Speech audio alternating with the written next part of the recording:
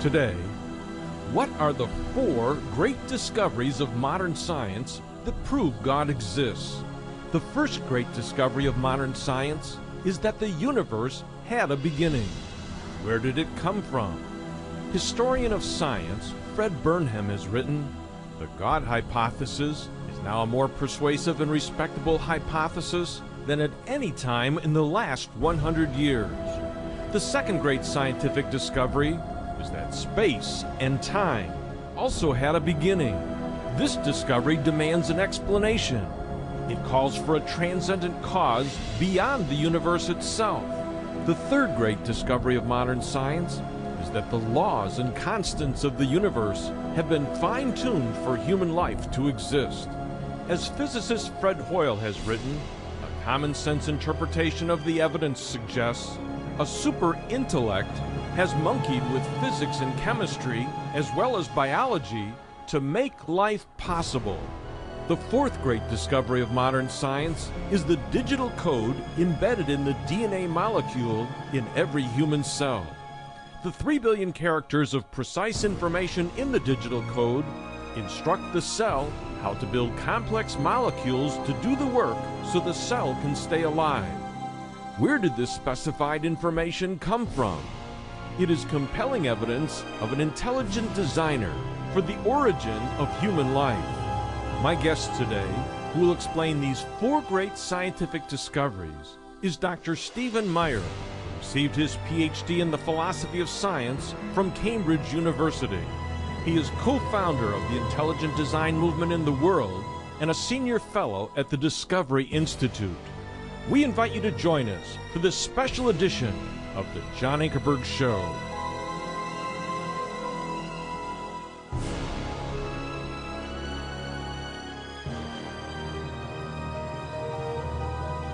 Welcome to our program. We're talking to Dr. Stephen Meyer, philosopher of science who got his PhD at Cambridge in England. He's written a best-selling book, Signature in the Cell, that we've been looking at in past programs, DNA and the Evidence for Intelligent Design.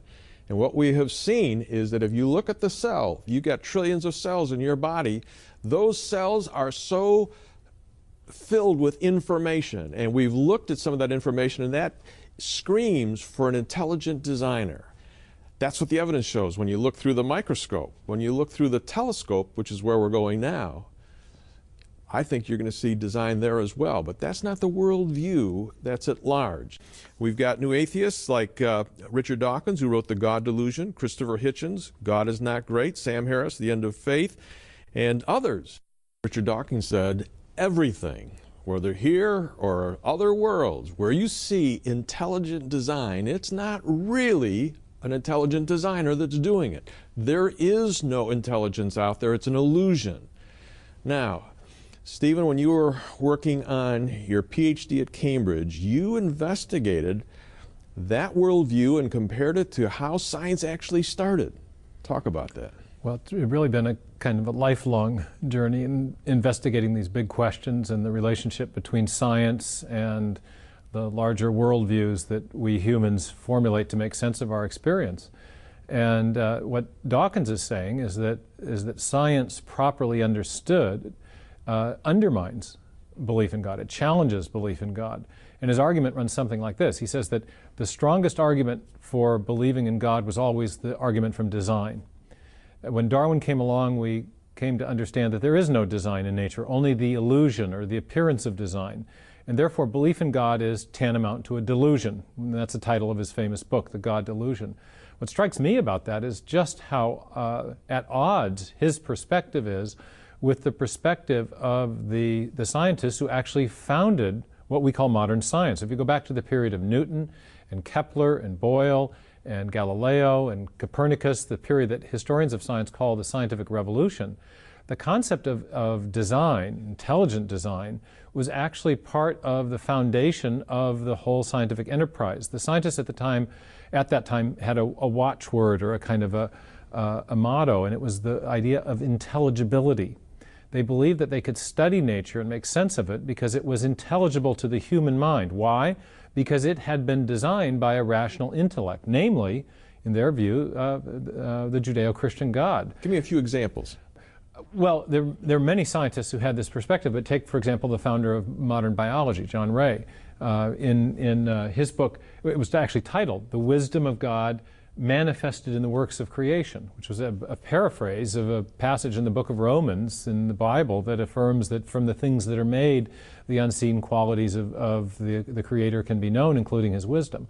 You find this perspective in physics as well. In fact, there's a whole series of scientists that express this. Johannes Kepler said that we as scientists have the high calling of thinking God's thoughts after Him. What are we doing? We're perceiving the design, the order, the structure that He put into the universe, the mathematical harmony that was put into the universe. That was Kepler's perspective. I think this perspective reached, in a sense, a kind of magisterial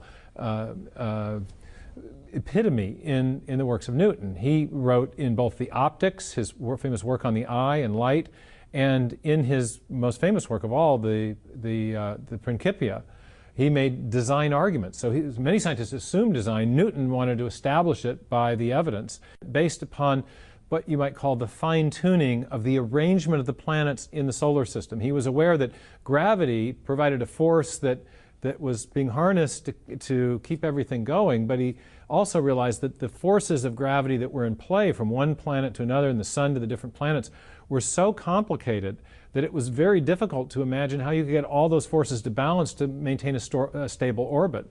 So in the Principia, he actually argues that the best explanation of that fine-tuning of the planetary configuration is the design of an intelligent and powerful being with a capital B. Here, let me read you the quote. It's very elegantly stated. He says, "Though these bodies may indeed continue in their orbits by the mere laws of gravity, yet they could by no means have first derived the regular position of the orbits themselves from those laws." He's talking about what physicists today call initial conditions. They're finely tuned to allow for this system to be stable.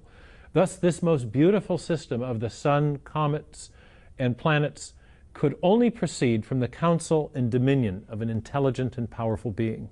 This is Newton's argument in what is arguably one of the greatest works of physics ever written. It's right in the structure of his case. So it raises for me a kind of curious question when I listen to Dawkins, which is, how do we get from Newton and Kepler and Galileo and Copernicus, from those guys, with their perspective that design is not only necessary for doing science, but evident in the natural world, to these modern new atheists who say that science has shown there's no design and therefore belief in God is delusional? All right, Stephen, let's answer that question. How did we get from Newton to Dawkins? It really is the story of 19th century science and what began to change. The first part of it has to do with a man named Laplace. He was a French physicist who wanted to show that you could do what Newton said you couldn't do, which was explain the origin of the solar system itself as a result of purely undirected natural forces without recourse to any designing intelligence. He wrote a book called The Celestial Mechanics that became a great classic in physics, in which he attempted to do that. He apparently was called before Napoleon to receive commendation for making French science proud as a result of publishing this book. And as the story goes, Napoleon tells him, what a wonderful job he's done. He showed up the British and wrote this great book of science. But he noticed that he didn't mention God in his scientific works, and yet Sir Isaac Newton had mentioned him on nearly every page.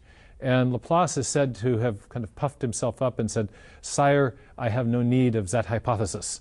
And we don't know if this is actually true, but it became emblematic of what would unfold in the 19th century as science explained more of these great events in the history of the cosmos, these origins events. Laplace attempted to explain the origin of the solar system. Lyell came along in geology and attempted to explain the origin of the great geological features as a result of the outworking of slow, gradual, naturalistic processes, whether the mountains or the canyons or what have you. Then Darwin came along and explained the origin of the new species from simpler pre-existing species. Scientists followed him, attempted to explain the origin of life, those we've talked about in previous sections of the show, not so successfully. But by the end of the 19th century, there was this perspective that there was that you could have a completely seamless naturalistic account of the whole of the universe, from the origin of the solar system to the origin of the planet Earth and the canyons, to the origin of life, to the origin of new species, even to the origin of man, as Darwin extended his idea of evolution to account for the human species. So it was a kind of a seamless naturalistic account.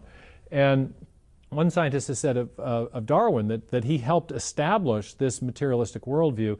Douglas Fatuma, in a standard evolutionary textbook, says, by coupling the undirected, purposeless variations to the blind, uncaring process of natural selection, Darwin made theological or spiritual explanations of life superfluous. He had no need of that hypothesis, just as Laplace had no need of it. So by the end of the 19th century, you have not only a series of theories about origins, you have a kind of comprehensive worldview that gives a full account of where everything came from, without any recourse to a designing mind, to a creator, to God, any external agent of any kind. And so, that's how we got from Newton to Dawkins. And Dawkins, in talking about the new atheism, is really recycling the perspective of the late 19th century. So, all right, we're going to take a break, and when we come back, we're going to turn the corner. We're going to talk about the new scientific evidence that refutes the materialistic, naturalistic worldview and refutes the new atheists and what they're saying, that there is no evidence of design when you look at the universe. We're going to talk about that, and he's going to lay it out for you. And stick with us. We'll be right back. All right, we're back. We're talking with Dr. Stephen Meyer, philosopher of science, and we're talking about what is the materialistic worldview and what is the scientific evidence that is starting to refute that?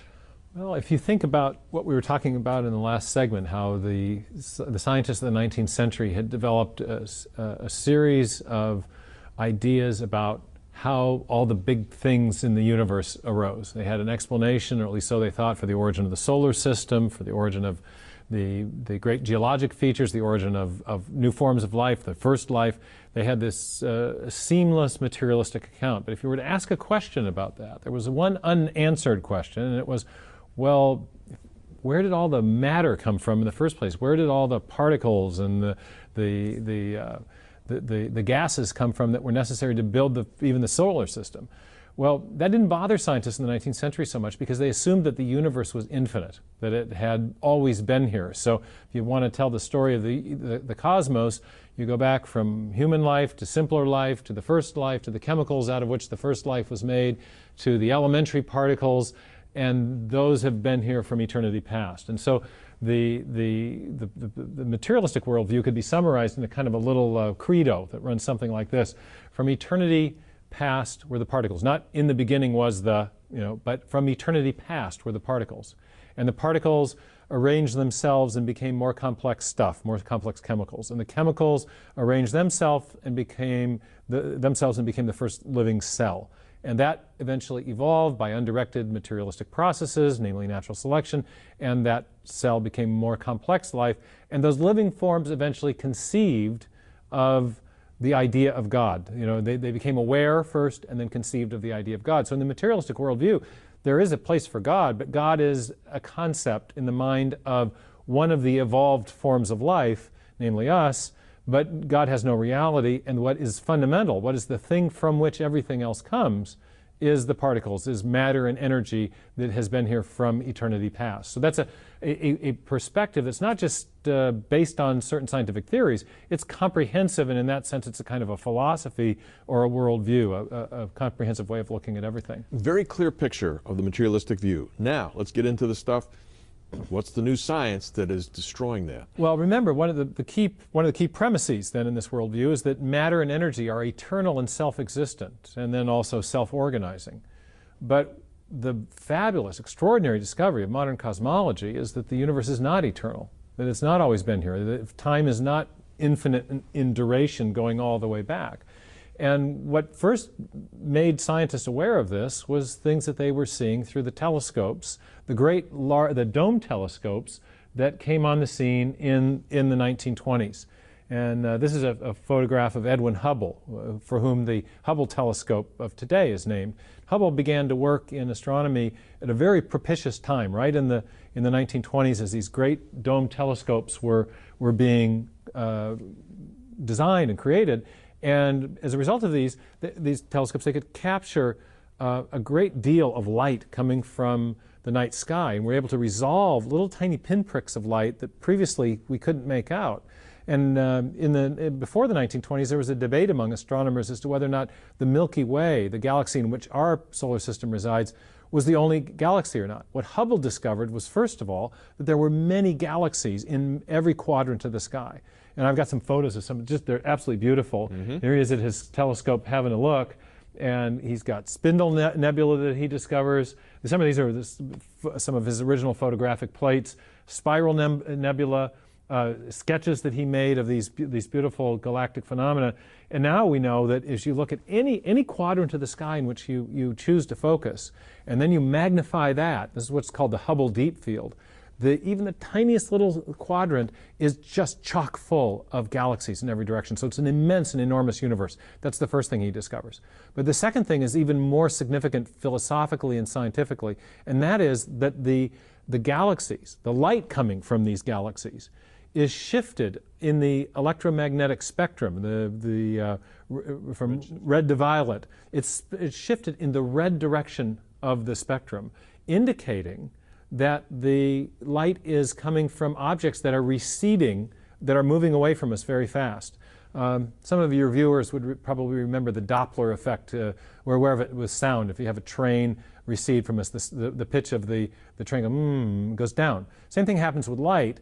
If an object is receding, the wavelength stretches out, and longer wavelengths correspond to the red end of the spectrum.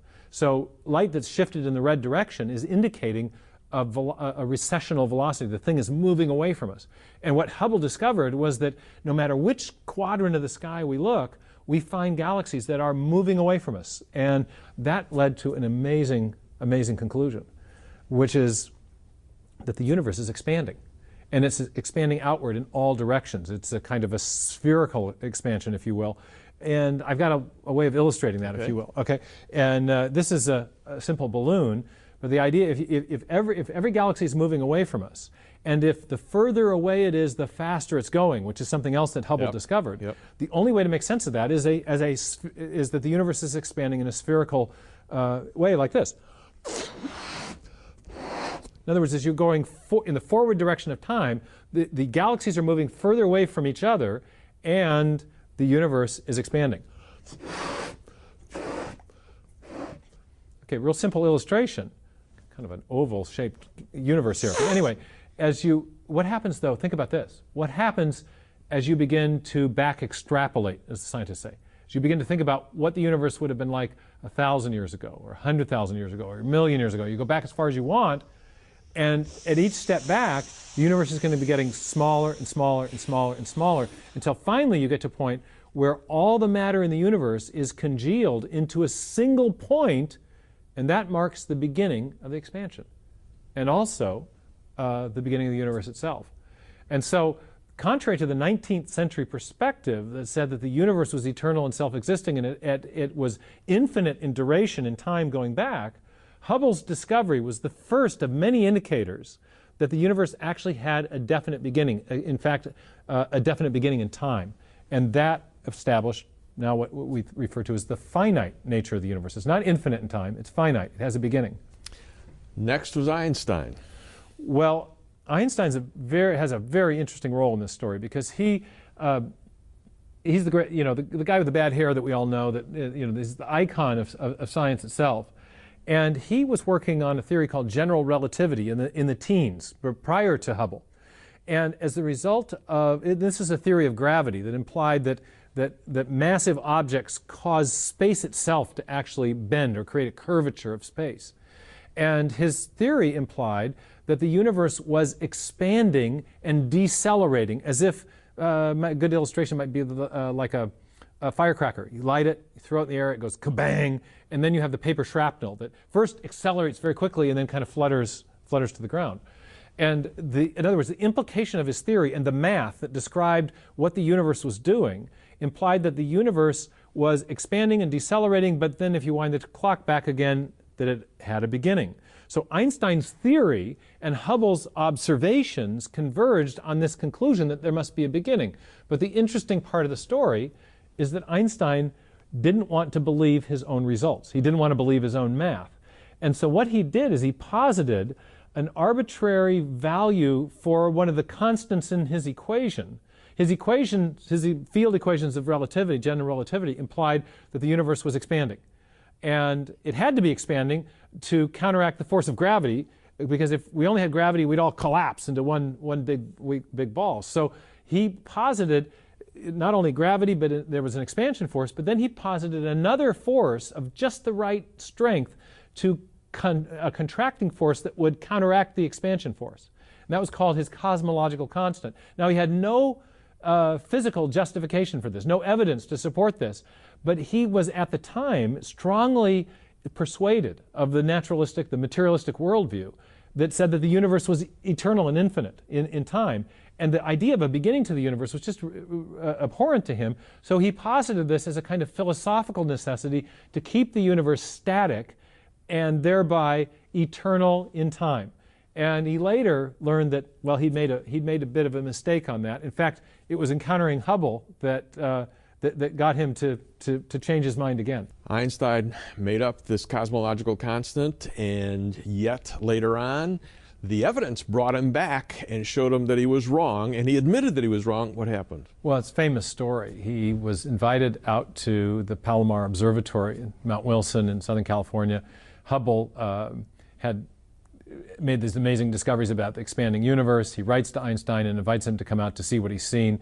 And there's some newsreel footage from the time Einstein goes out. He meets with these other scientists. The media is gathered there. He goes in. He looks in the telescope. This is all pre-staged, but when he comes out, he says, in his heavy German accent, he says, "I now see the necessity of a beginning."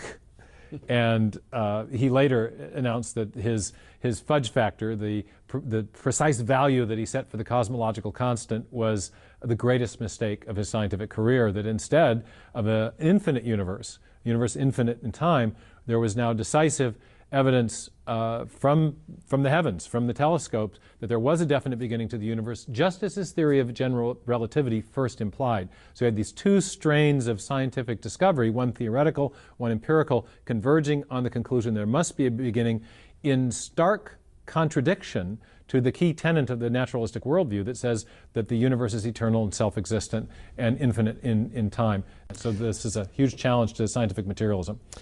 Next week, we're going to turn the corner and we're going to talk about the fact is, yeah, that rubbed the scientists the wrong way because it knocked out their naturalistic, materialistic worldview. And so they fought back. And they had other theories that they proposed. And we're going to look at those theories and we're going to see that science continues to refute those theories.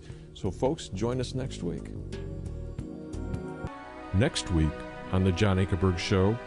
When I heard him speak, he was describing the evidence for the Big Bang. And he says, here is evidence for what can only be described as a supernatural event.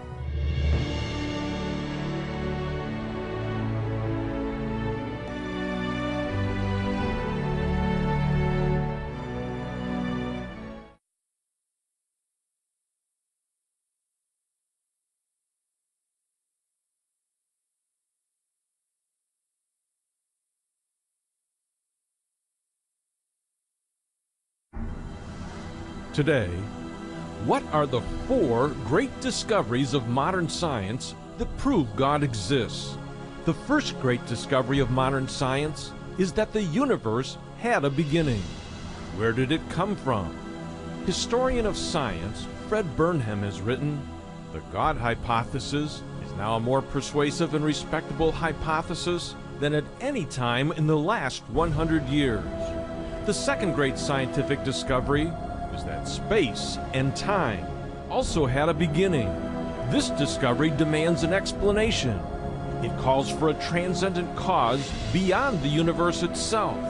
The third great discovery of modern science is that the laws and constants of the universe have been fine-tuned for human life to exist.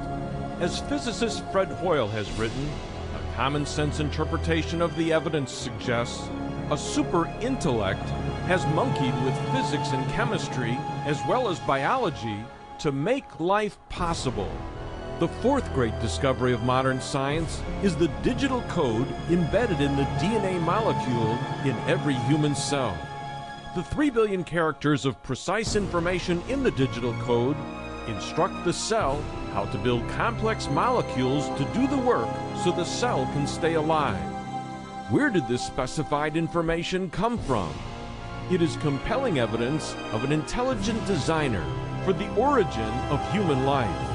My guest today, who will explain these 4 great scientific discoveries, is Dr. Stephen Meyer, who received his PhD in the philosophy of science from Cambridge University.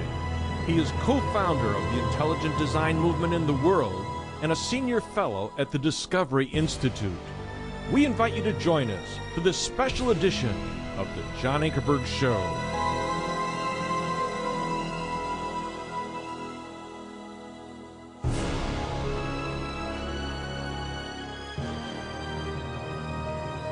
Welcome to our program. We're talking to Dr. Stephen Meyer, philosopher of science who got his PhD at Cambridge in England.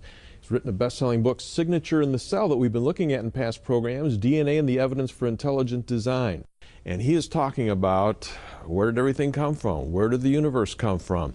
What is the latest scientific evidence? And why is this refuting the new atheists and the materialistic, naturalistic worldview? And Stephen, for folks that missed last week, kind of summarize that and then we're going to move on. Well, the stunning discovery of early 20th century cosmology was that the universe has a definite beginning. And this discovery was made as a result of an observation that was first made by Edwin Hubble, an astronomer who was working in Southern California. And he began to work in the early 1920s using these great new dome telescopes that were being built then. This is the 200-inch dome telescope at the Palomar Observatory at Mount Wilson. Hubble was using a telescope like this that was able to capture large amounts of light from the night sky and therefore able to resolve little tiny pinpricks of light and show that those pinpricks had structure. And what he discovered was that in every direction of the night sky there were galaxies galore. There were spindle nebula and spiral nebula, and in fact if you zeroed in on any small quadrant of the night sky and then magnified that, you would find that there were galaxies just loaded in any little window that you might want to look at. And so that was the first discovery. But what was even more mind-blowing is the realization that these galaxies are moving away from us, that the further away they are, the faster they're receding. And the only way to make sense of that observation was to posit that the universe is expanding something like a balloon in what's called a spherical expansion. And so I have a little visual aid to review what we discussed last time, but basically, as you go forward in time, the universe is getting bigger and bigger and bigger like this. Now that raises an interesting question, and this was where it got really interesting. And what happens if the universe is expanding as we go forward in time? What was it like at any point in the past? You go back in time. As you go back in time, it's like those old cartoons when suddenly the cartoon character would start backing up as the film was being rolled backwards. Well, if you roll the timeline backwards of the cosmos, you eventually get back to a point where all the matter begins to congeal into one place, and you get the beginning of the expansion, and in fact the beginning of the universe. Now, this observation or this conclusion was eventually reinforced by Einstein himself. Now, Einstein didn't like the conclusion at first. Oddly, he'd come to it independently because of the development of his theory of general relativity, a theory of gravitation that implied that the universe must be expanding and decelerating, much like the shrapnel from a firecracker as it blows out. But of course a firecracker begins with a bang. There was a beginning point. And Einstein initially didn't like this conclusion. He attempted to fudge it by introducing an arbitrary value for one of the terms in his equation describing the gravitational field of the universe. But he eventually came to realize that he was wrong when he was invited out to Southern California by Edwin Hubble, and he was brought to the observatory in Pasadena and was shown what Hubble was himself seeing through the telescope. He came out after a kind of staged demonstration in the telescope and announced to the media, "I now see the necessity of a beginning," in his heavy German accent. He later said that missing this conclusion was the greatest mistake of his scientific career. In fact, he anticipated it in his great theory, but he ended up trying to fudge it by adding this arbitrary mathematical value. But that, he said, was the greatest mistake. So by the early 1930s, you had two powerful strains of evidence and theory that were confirming a definite beginning to the universe. And that was very upsetting to a lot of scientists. Why was it upsetting? Well, one of the first scientists to react to what was soon called the Big Bang, well, later called the Big Bang Theory, was a man named Arthur Eddington. And he was a leading astrophysicist in Britain at the time, and he just flat out didn't like the idea that there was a beginning to the universe. This is what he said. He said, philosophically, he said, the notion of a beginning of the present order is repugnant to me. I should like to find a genuine loophole. I simply do not believe the present order of things started off with a bang. The expanding universe is preposterous. And then he said, it leaves me cold. And I love this quotation because Eddington, right out of the chute, tells you what's bothering him. You know, it's not.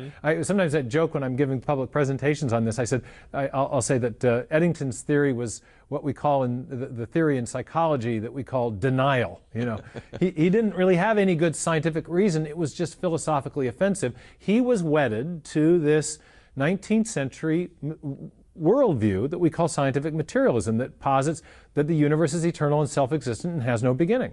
And the scientific evidence was showing exactly the opposite thing, and it was upsetting to him. And another physicist explained a little bit more about why this was upsetting. This was Robert Dicke at Princeton in the 1960s, and he says, an infinitely old universe would relieve us of the necessity of understanding the origin of matter at any finite time in the past. That's what's at stake. If we have an infinite universe, we don't have to think about the universe beginning at a point in time, and therefore we don't have to think about what caused everything to come into existence. We can just assume that it was eternal and self-existent. But if there's a definite beginning, then we have established the need to explain the universe by reference to something beyond it. And that seems to point to a need for a kind of transcendent cause, which was uncomfortably like the notion of God for many scientists who were of this kind of materialistic or atheistic mindset. So that's the rub. Stephen, define what a transcendent cause is of the universe. Well, just simply, we're talking about a cause that's beyond the universe itself. If the universe is characterized by space and time, and then matter and energy within that space and time, a transcendent cause is something that is beyond those domains that we experience in the universe. So, you know, what we're talking about is unlike any other event. It's the origin of everything we know. It's the origin of the physical world itself. So if it comes into existence suddenly from nothing physical, then we have to either say it happened for no reason at all, it has no cause, which is kind of nonsensical, or else the cause of the universe comes from beyond it, from a transcendent realm.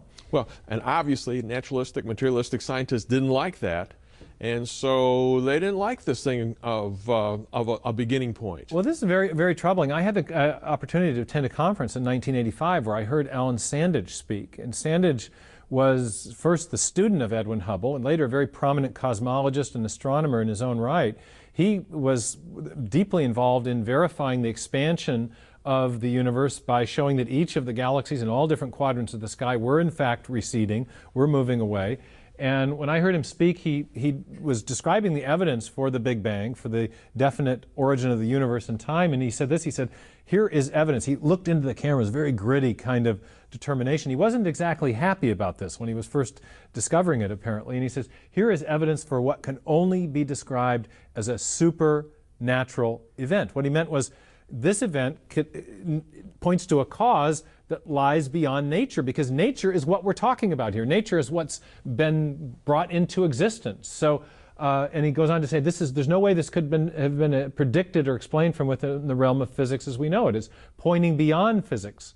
And that's quite a statement right there. It's an incredible statement, and it rocked my world when I first heard him talk about this. He actually was a long-time agnostic who'd come to belief in God because of, not in spite of, the scientific evidence. Talk about Robert Jastrow. Well, it's another guy in the field of astronomy and cosmology that saw the theistic implications of these new discoveries. He wrote a book called God and the Astronomers.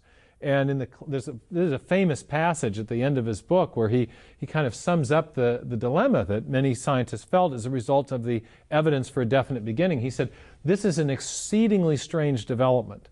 unexpected by all but the theologians, he says. They have always accepted the word of the Bible. In the beginning, God created the heavens and the earth. It is so unexpected because science has had such extraordinary success in tracing the chain of cause and effect back in time. But then you get to this beginning point, and there he says, you know, it's like a bad dream. He says the story ends like a bad dream. The scientist has scaled the mountains of ignorance. He's about to conquer the highest peak, and as he pulls him up over the final rock, he's greeted by a band of theologians who have been waiting there for centuries. This was kind of ironic twist to the end of it. The theologians anticipated what the scientists in the end discovered, that the universe had a definite beginning, and it was very upsetting to many, many scientists. All right, and we're going to take a break, and when we come back, we're going to talk about more of the scientific evidence. We're going to talk about Stephen Hawking and his amazing discoveries that even lays this in cement even further. So stick with us. We'll be right back.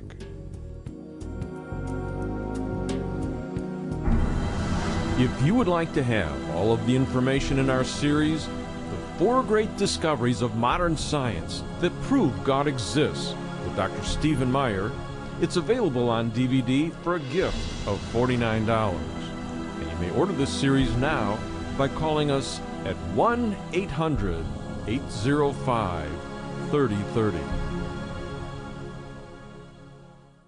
All right, back. We're talking to Dr. Stephen Meyer, philosopher of science, and we're talking about what scientists have discovered about the origin of the universe. And we've talked about the fact that the universe had a beginning, and it's been laid in cement almost by the scientific discoveries coming up to our time. And then there's another fella by the name of Stephen Hawking, and he was at Cambridge as well, and he came out with some more evidence. What did he say? Well, in 1968, Stephen Hawking solved what are called the field equations of general relativity, Einstein's famous equations, and I popped them on the screen here. There's Einstein next to his famous equation. And what Hawking showed is that as you go back in time, you eventually reach a point where what's called the curvature of space, or the curvature of space-time, as the physicists refer to it, gets so tight that it is infinitely tight. Okay, so if you think of the mass of the universe congealing as you are closer and closer to the beginning, then you have space curving tighter and tighter as a result of that mass. That's the theory of general relativity. Now, what Hawking showed is that at some point in the finite past, you reach a point where the curvature of space is so tight, it's infinitely tight. That's a circle so tight it has no volume. And now ask yourself a question. I used to ask my students this question. How much stuff can you put in zero spatial volume? How much stuff can you put in? Well, obviously, no stuff goes in no space. And you can see, therefore, that the Big Bang Theory, as it's conjoined with general relativity to be a description of the universe as a whole, implies not only that there's a beginning in time, but there's also a beginning to space itself, and with that, a point where there is no matter, no energy, where everything from that point forward comes into existence from literally nothing physical. And so what you have in the modern scientific description of the origin of the universe is remarkably similar to an old medieval doctrine, an old idea that the universe was created ex nihilo, out of nothing physical. The universe literally pops into existence out of nothing physical. That's the implication of Hawking's solution to these key equations of general relativity. All right, Stephen, these were mind-blowing conclusions. What were the big implications of what Stephen Hawking was talking about?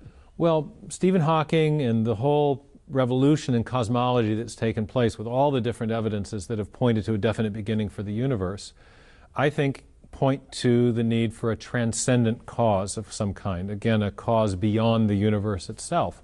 And this is what most of the physicists have sensed. This is what's made them incensed about the discoveries in the new cosmology, pointing to a definite beginning. But every great worldview has to answer the question, what is the thing or the entity from which everything else comes?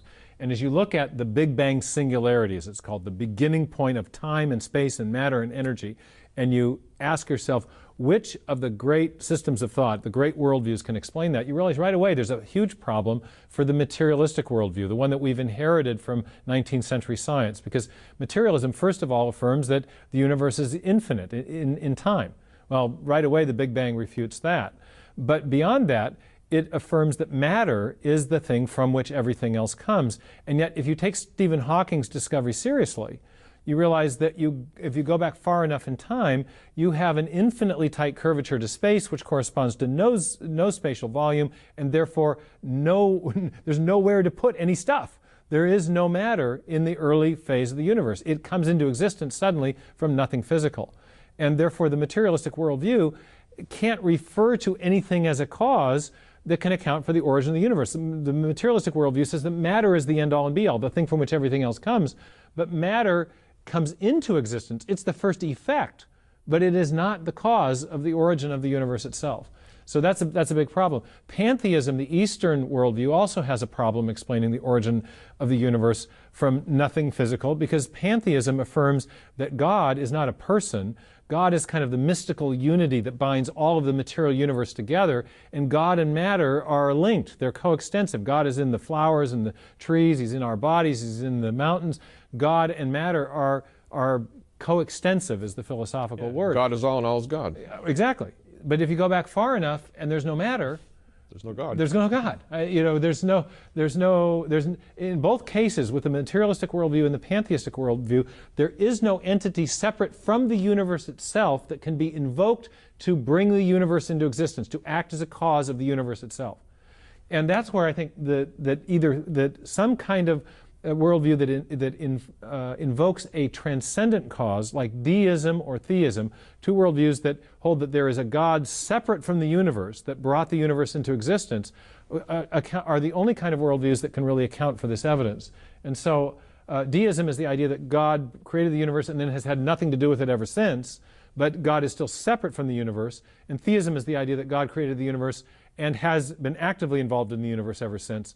But both of those worldviews posit the existence of an entity that is separate from the physical universe, and therefore they have what philosophers call the causal power to explain the universe as a whole. They posit an entity which has the capability of bringing the universe into existence out of nothing physical. Pantheism and materialism can't do that, and therefore I think the new discoveries in modern cosmology have incredible implications for these big philosophical questions that we've been debating all the way back since the ancient Greeks. Is the universe finite or infinite, and what's the thing from which everything else came?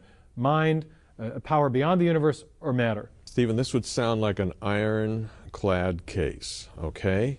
What's the main objection that has been raised against this? Well, the main objection comes from a theory called quantum cosmology, and it's based on the observation that as the universe goes back far enough in time, it eventually would get to the point where it was small enough to be described by the equations of quantum mechanics. I often refer to it as the physics of the very weird, where the smallest things act like both waves and particles. And there are some mathematical equations that describe very tiny parts of matter in the way and the strange properties that they have.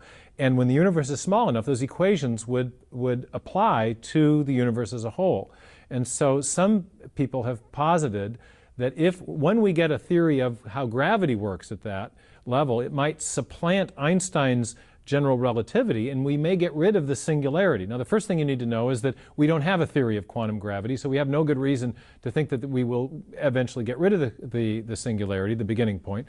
But beyond that, the quantum cosmology posits that in the very tiniest first micromilliseconds of the universe, that the universe is existing as a kind of oscillating, atemporal wave function. This is technical physics talk, but it's a timeless, non-isolating wave function. Like in limbo. Yeah, it's like it's in limbo, something like that. And what the equation of quantum mechanics is describing is the different possible geometries or gravitational fields that might have existed in that early non-time before the universe began in time. It's a strange way to think of it. But there's a big problem with trying to use this to get around the singular beginning. First of all, we don't have a theory of quantum gravity.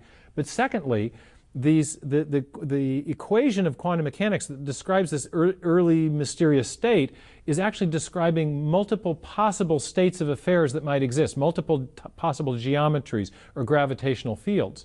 Our universe has one geometry and one type of gravitational field. So to get from that state described by the quantum equation to the universe we have, something has to what they call collapse the wave packet, get rid of all the possibilities and actualize one.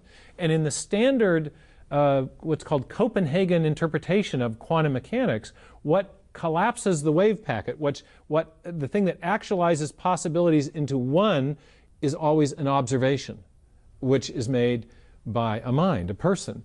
And so the implication, even if you invoke this quantum cosmological model, you actually end up positing the need inadvertently for a cosmic observer. You still need one. Which is essentially the same thing as God. I mean, only God has those kind of capacities. The other option, and if you don't go with the Copenhagen model, you've got other problems, which is basically that you don't have any cause that brings the definite universe that we have into existence from an immaterial, atemporal state involving many possibilities. There's no explanation for going from the temporal, or from the timeless to the temporal, no explanation for going from the immaterial, this is just a mathematical equation, that's all it is, to a real universe that has matter and energy and stuff.